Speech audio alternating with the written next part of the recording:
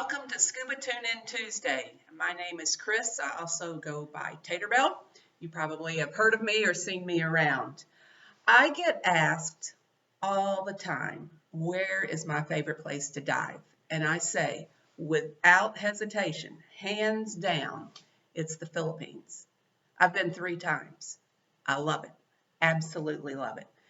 And what I want to tell you about, talk a little bit about tonight is why I keep going back to the Philippines. Again, we go to the Atlantis dive resorts and live aboard. And I can tell you that the resort is fabulous. The food is fantastic. The amenities are wonderful. The spas are great. And that's all true. But as much as I like my friends at Atlantis, I go back for the diving. And let me tell you why. The first time we were there, very first time, we got to Atlantis and we were sitting around getting our little welcome to the resort beverage and stuff. And we asked, when can we go diving? And they said, can you do it in an hour? And we were like, yes. So, we are diving. We haven't even been there. Well, we were there a little over an hour and we were in the water. And I tell you, it's like, all right, I don't know which Star Wars movie this is, but it was the first one that came out. But I don't know where it is in the number scheme, but the very first one that came out. And in that movie, there's a scene where there are all these creatures sitting at a bar.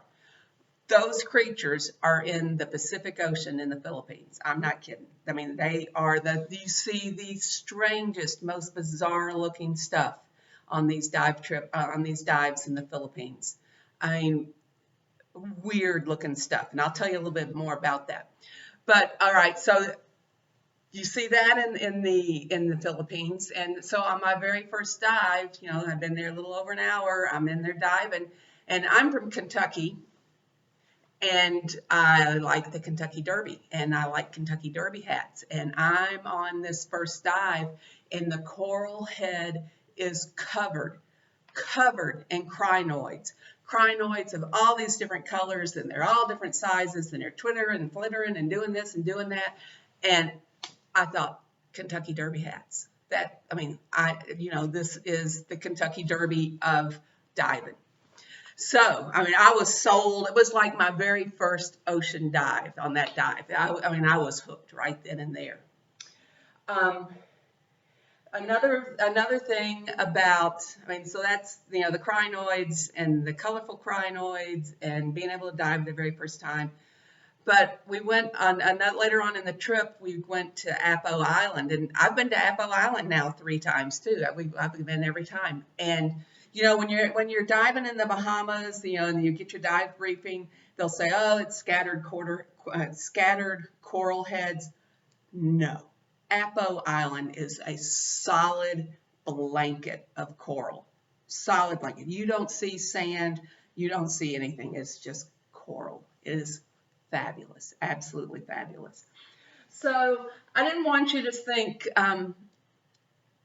that it's just, I want to give you some, fair other opinions of diving in the Philippines, not just mine. So I asked some other people who have gone along with me, and they all said, we all agreed, hands down, the nudibranchs. Now, in the Philippines, you may have seen some nudibranchs around in the Bahamas or in Bonaire or whatever, and they're usually the ones you see on, they're, inch, 2 inches, 3 inches. No, some of these nudibranchs in the Philippines they're like 6 inches long. These are big, colorful, weird looking things. There's one that, and I'll don't hold me to this, but I looked at him and I said, golly, it looks like he's got a piece of broccoli sticking out of his head. And I think that's what they commonly call that one nudibranch, is like broccoli head. It's crazy, but they're so colorful, and they do have these weird appendages sticking out, some of them, a lot of them. And, you find them, when you first get there, you go, oh, I saw a nudibranch, and then you'll see another one, and then you start, after you've been there for, a little bit, you go, man, they're all over the place. all over the place. So we all agreed we liked the nudibranchs. Um, there were a couple of people liked, and now I don't disagree with anybody on this. A couple of people were really liked looking for the small little stuff. And in Dumageddon, it's like sunny muck diving. It's sandy, and it's just here's where you got your scattered coral heads and stuff.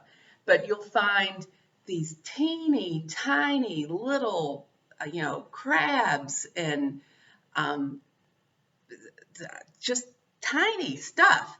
But the thing is, so one of the things, I recommend you take a magnifying glass with you. And but our dive guides are so good. They can find these things for you. They know exactly what to look for, and after a while you start noticing things also. You start finding cool stuff on your own. But so diving Dumageddon is like a treasure hunt. You're just looking for what's over there. And it's a lot of fun. It's what you can find, and then when you find something really tiny and nobody else saw it, and then you everybody comes over to look. It just gives you that extra level of excitement. So another thing, I'm sorry, I'm looking at my notes. Another thing that several people liked were the mandarin fish. Now, the mandarin fish, you look them up, they're very colorful, reds and purples and blacks, lines all over the stuff. But every night at dusk, they mate. And so we go out and our guides know exactly where they're hanging out. I bet they get what area. And so we go at dusk and get there a little before dusk and just kind of hang out and watch. And they'll come out and they'll be going like this. There's like this little dance, and then boom, and that's it. They're done. So it's can't look away. You have to really pay attention. But there's more than one pair. So you'll see more than one pair on a dive. It's not, but it's interesting how fast and fast and furious it is. Another thing, there are lots of frogfish. All colors, all shapes, all sizes, and there's been many a time where that somebody's pointing at it, and I'm like, "What are you like? What is there?" And I finally realized it's a frogfish, and that was a popular one with Marilyn. I'll say who it was. Cindy liked that there were so many schools around. Lots of schools of fish. The variety and diversity and abundance of fish and life in the Philippines is just outstanding. So lots of schools. There are rockfish, whale sharks.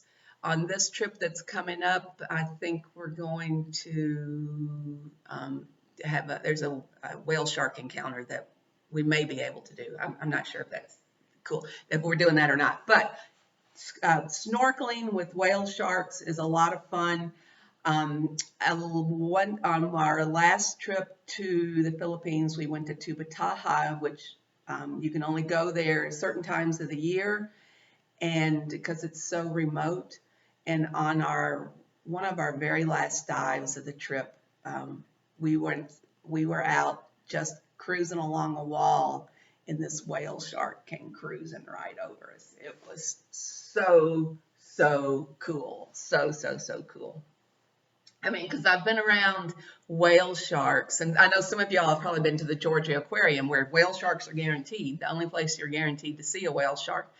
But to be on Scuba and have this one just come cruising by, nobody's feeding anybody anything. It's just, he's just out, cruising, hunting. Whale sharks, what interactions?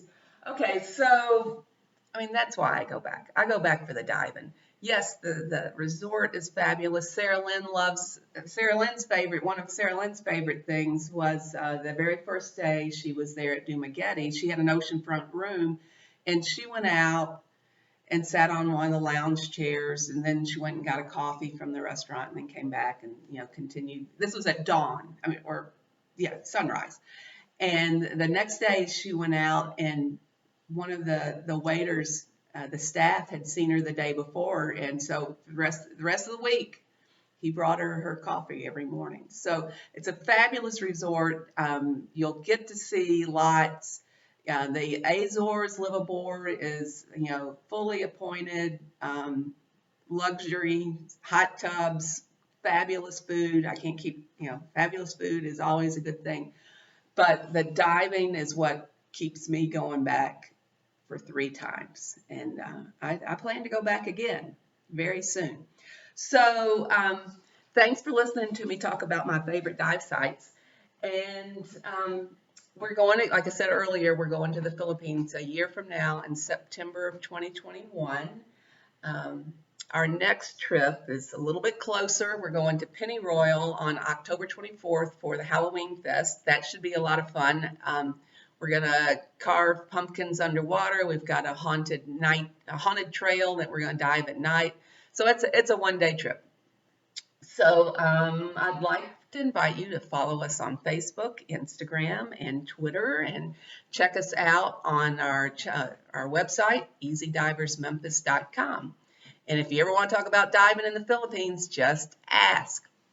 Thanks. Talk to you later. Bye.